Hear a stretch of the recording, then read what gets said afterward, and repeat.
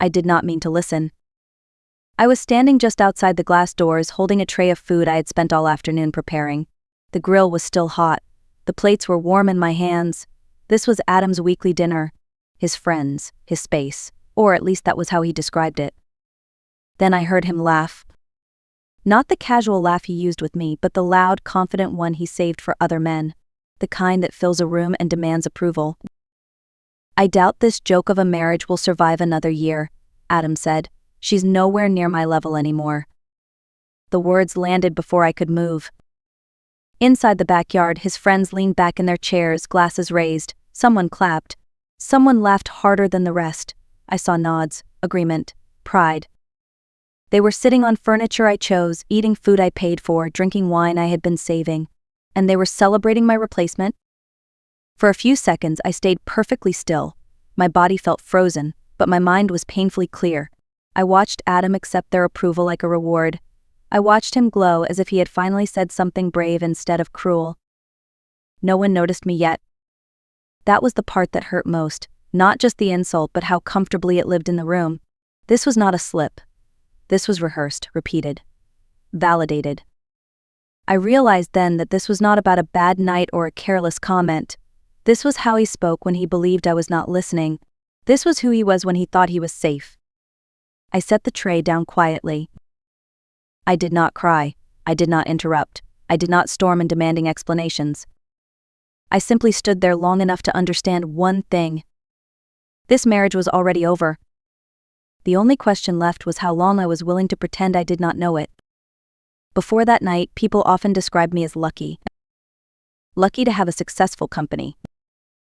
Lucky to have a husband who was charming in public. Lucky to live the life everyone assumed was easy. What they never saw was how carefully I made myself smaller.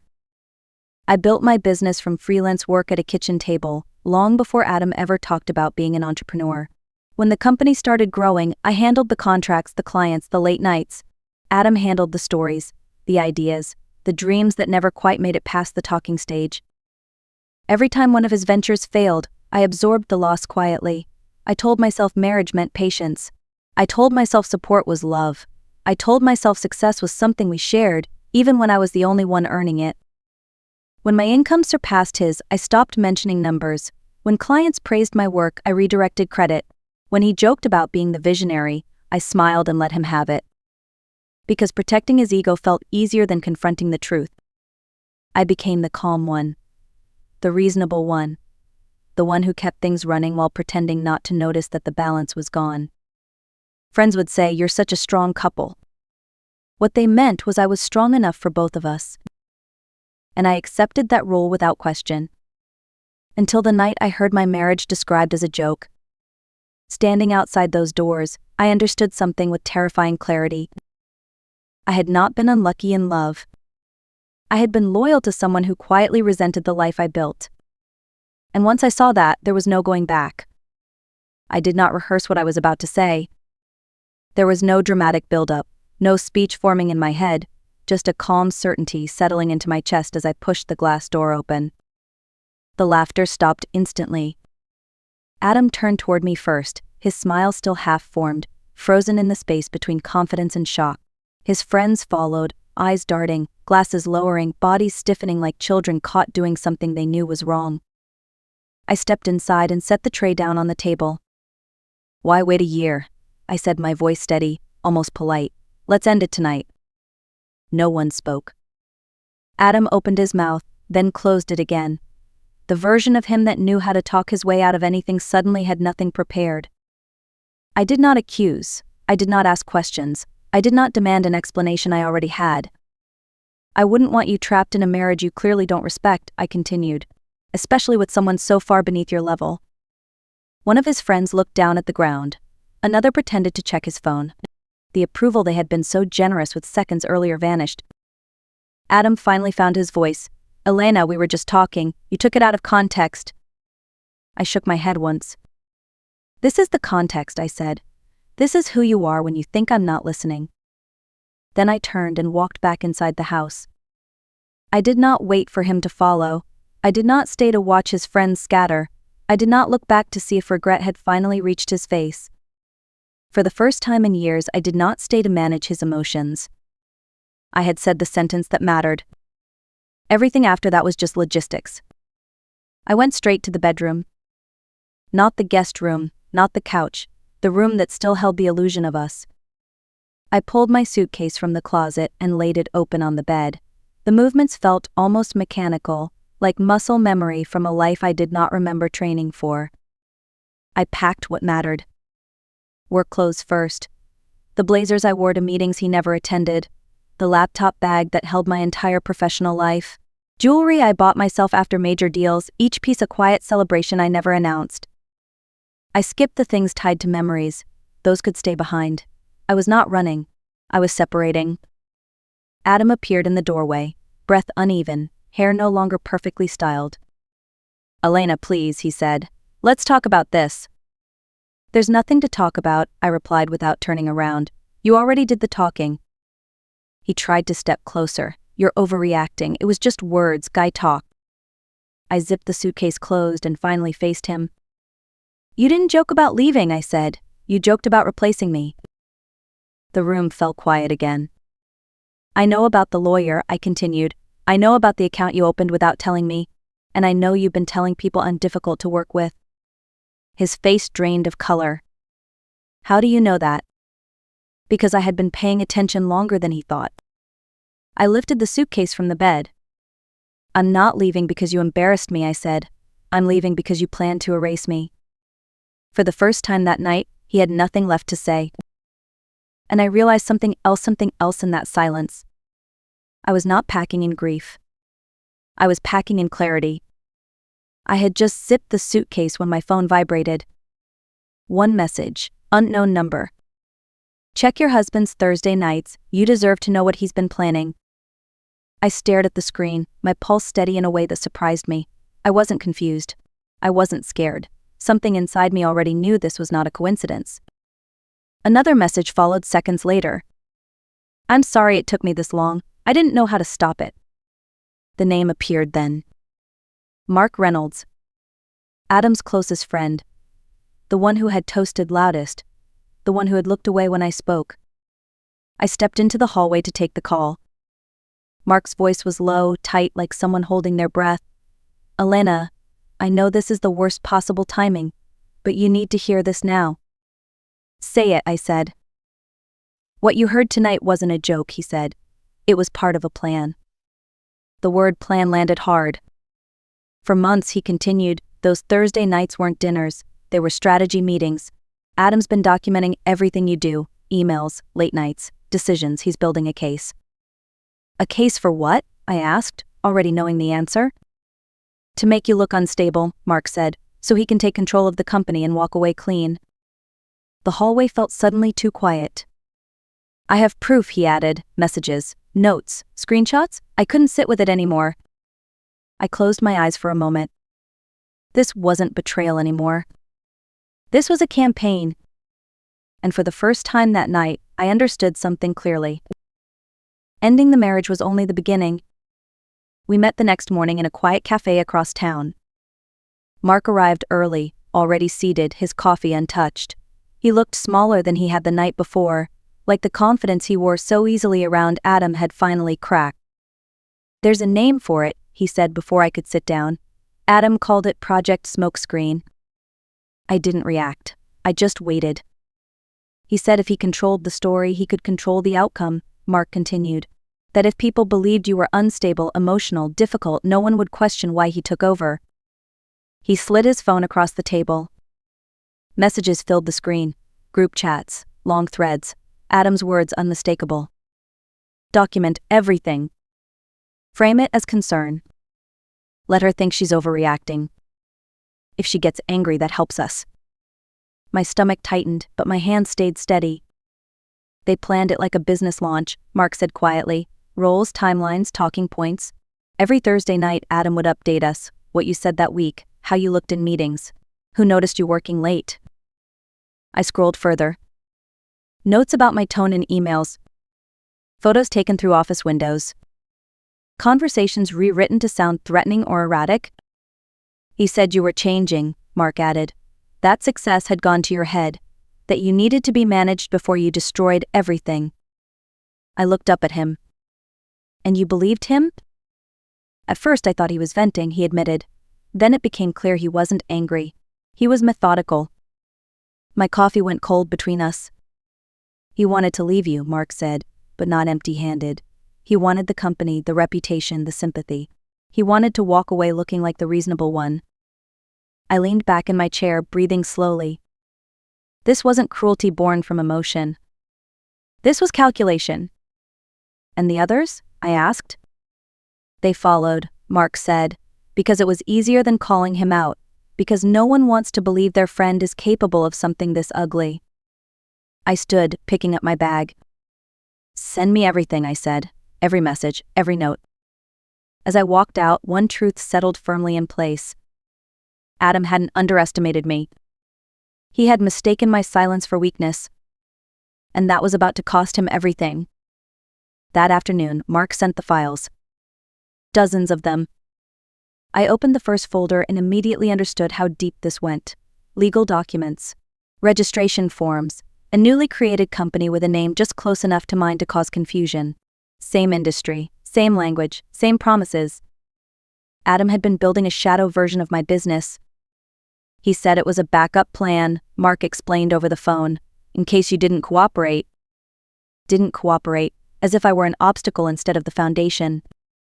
I scrolled through timelines showing when the company was registered, when initial outreach emails were drafted, when talking points were prepared. It wasn't impulsive, it was paced, thought out, designed to activate the moment he painted me as unstable. There was more. A list of employees. Names, notes, weak points. Single parent, needs stability. Ambitious, wants promotion. Loyal to Elena, convinced carefully. I sat back in my chair, the room suddenly very still. They had studied my team like inventory. Adam wasn't just trying to leave me. He was trying to dismantle the life I built piece by piece and rebuild it in his image, with my people, my clients, my reputation stripped down and repurposed. For a moment, anger flared, hot and sharp. Then it passed. Anger clouds judgment, and I needed clarity. I called the only person who could hear this without flinching. My attorney. I did not cry on that call. I did not dramatize. I laid out facts the same way I would in a board meeting. There was a pause on the other end of the line. Then she said, "Do not respond to him, do not warn him, we move quietly from here." I looked again at the files, at the arrogance of assuming I would crumble before I could organize. Adam thought I would react emotionally. What he forgot was this. I built a company by staying calm under pressure. And this was just another crisis that needed solving. Diane Holloway listened without interrupting. Not once. I sat across from her desk, laptop open, folders neatly labeled, while she reviewed the evidence with the focus of someone who had seen every kind of deception and wasn't impressed by any of it. When I finished, she leaned back in her chair. "This isn't a marital disagreement," she said. "This is a coordinated attempt to remove you from your own company." Her tone was calm, almost clinical. She began outlining the steps with precision. Emergency injunction, temporary restriction of access, preservation of records, silence on all internal channels until legal protection was in place. "I do not respond to any accusations," she said. "Let them hang in the air, we'll answer with facts." I nodded, already shifting into execution mode. "Your husband believes emotional pressure will make you slip," Diane continued. "Men like this depend on reactions. You're not going to give him one." Before I left her office, she stopped me. "One more thing," she said. "People like your husband rarely act alone. Once pressure is applied, others will start talking." She was right. That night, my phone lit up with messages from numbers I hadn't heard from in years. Apologies wrapped in explanations, half confessions, quiet warnings. The silence around Adam was breaking. And while he was busy crafting narratives, I was doing what I had always done best. Preparing. Because the next move would not happen in a courtroom or a bedroom. It would happen in a boardroom. That night, I stayed alone in a hotel room downtown. The room was quiet in a way my house had never been. No voices, no tension hiding behind politeness. just silence and city lights outside the window. For the first time since everything began, the weight of it all finally hit me. I sat on the edge of the bed, still in my work clothes, staring at nothing. My hands trembled, not from fear but from exhaustion. 12 years of carrying more than my share had caught up with me in a single evening. I cried then, not loudly, not dramatically, just enough to let the pressure release.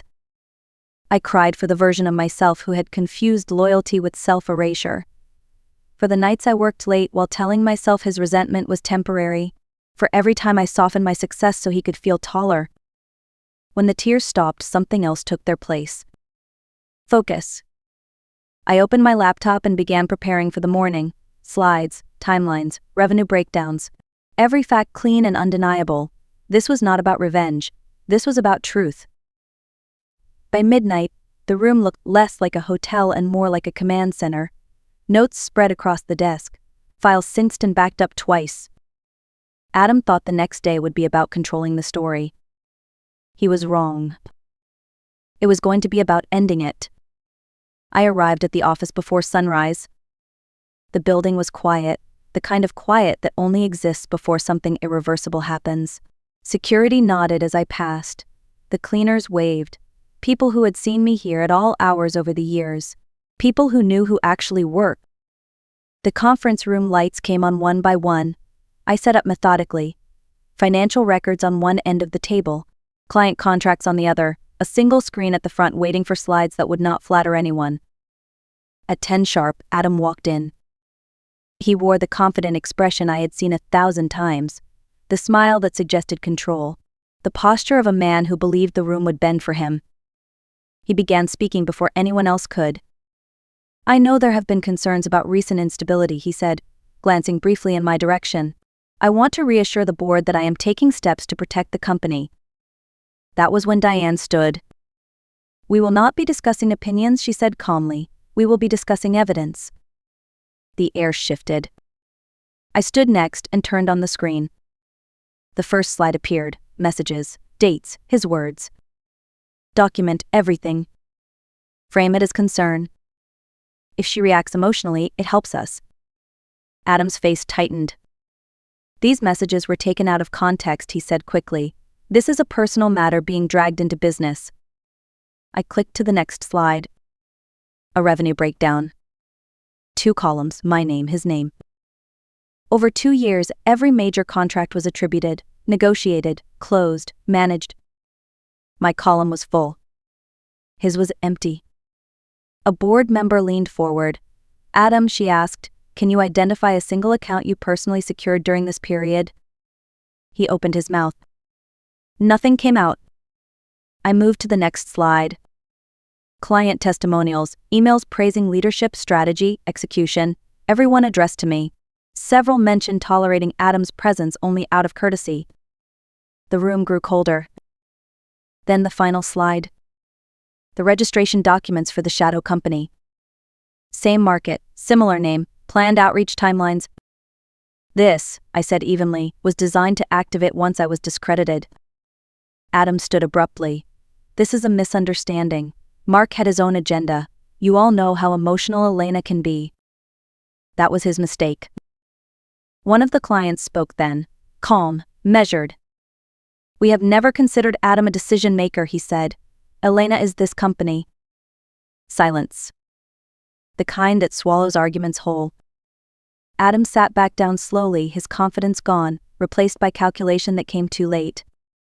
Diane closed her folder. "The board has everything it needs," she said. And in that moment, the story Adam had spent months writing collapsed under the weight of the truth. Not with shouting, not with drama, but with facts he could not outrun.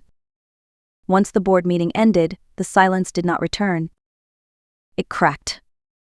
Within hours, my phone filled with messages I never expected to receive, not from Adam but from the people around him.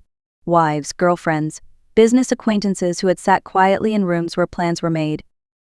One message came from Laura, the wife of one of Adam's closest friends. She wrote, "I'd been listening to him come home and brag for months. I started recording because something felt wrong." She sent audio files, laughter, detailed explanations of how they planned to frame me. How confident Adam sounded describing my supposed breakdown. Another message followed from Emily, a woman I had met only twice at dinner parties. She attached screenshots, draft emails, lists of clients with notes about who would be easiest to manipulate, employees reduced to bullet points and vulnerabilities. It became clear this was not just about my marriage. It was a pattern. Men coaching each other on how to stay in control while appearing reasonable, teaching manipulation as strategy, calling it leadership. Diane reviewed the new evidence without emotion. This moves beyond civil disputes, she said. This becomes intent. And intent changes everything. I did not feel triumphant. I felt steady. Because when truth finally surfaces, it rarely arrives all at once. It comes in waves, carried by people who are tired of being quiet. Adam had built his plan in private. It was unraveling in public. And there was no way to stop it now. The divorce was finalized months later on a gray morning that felt quieter than I expected. No raised voices, no accusations, no last attempts to rewrite the past. Adam sat across from me at the table, smaller somehow. The confidence that once filled every room was gone, replaced by a tension he could not hide. He did not look at me when the papers were placed in front of him. Diane reviewed the terms one final time. I retained full ownership of the company. The house. All intellectual property. There would be no alimony, no future claims. A strict non-compete clause that would keep him far away from the industry he tried to steal. Adam's lawyer said nothing. There was nothing left to negotiate. When it came time to sign, Adam hesitated. I never meant for it to go this far, he said quietly. I met his eyes for the first time that day. You planned for it to go exactly this far, I replied. You just didn't expect to lose. He nodded once and signed. As he stood to leave, he whispered an apology. It sounded rehearsed, late, weightless. I did not respond. Because the real closure did not come from words. It came from walking out of that room with my name intact, my work protected, and my future finally my own. Life did not magically become easy after the divorce. It became clear. The company stabilized faster than anyone expected. Decisions that once took days now took minutes. Meetings ended on time. The tension that had lived quietly in the background was gone, and in its place was momentum. Clients noticed, so did the team. Without Adam's interference, projects moved forward cleanly. New contracts came in. Opportunities I had once postponed out of consideration were suddenly possible again. But the most unexpected change came through my inbox. Messages from women I had never met. They wrote about overhearing similar conversations, about being slowly painted as difficult, emotional, unstable, about shrinking themselves to keep peace with men who quietly resented their competence. They didn't thank me for revenge. They thanked me for clarity. One message stayed with me.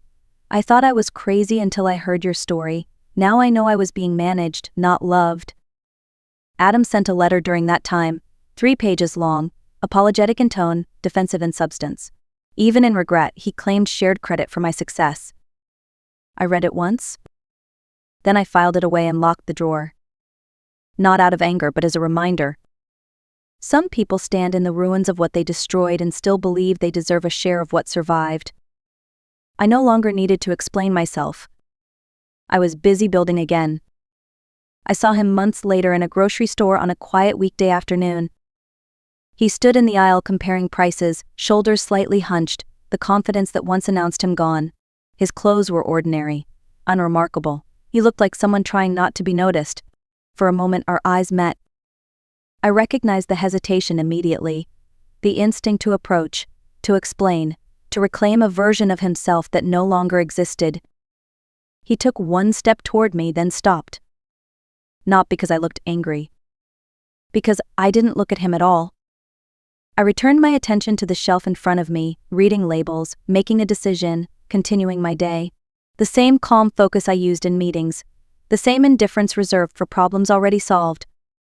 Out of the corner of my eye, I saw him abandon his cart and turn away. Fast. As if staying any longer would force him to face something he could not undo. I did not feel satisfaction. I felt free. Because the opposite of love is not hate. It is irrelevance. And in that aisle, under fluorescent lights and ordinary choices, I understood the final truth. The real power was never in proving my worth.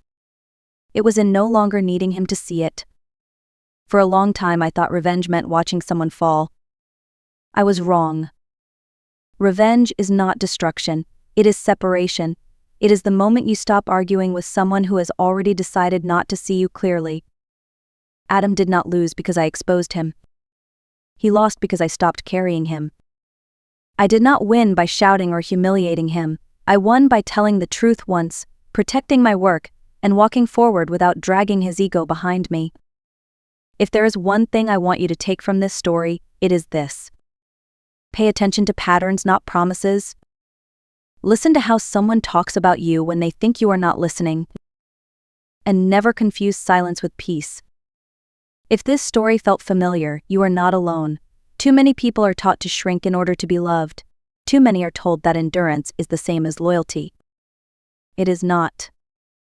If Elena's journey resonated with you, take a moment to like this video, share it with someone who might need to hear it, and tell me in the comments which moment stayed with you the longest. Subscribe to The Art of Revenge for more real stories about strength, boundaries, and quiet justice. Because the most powerful ending is not revenge. It is freedom.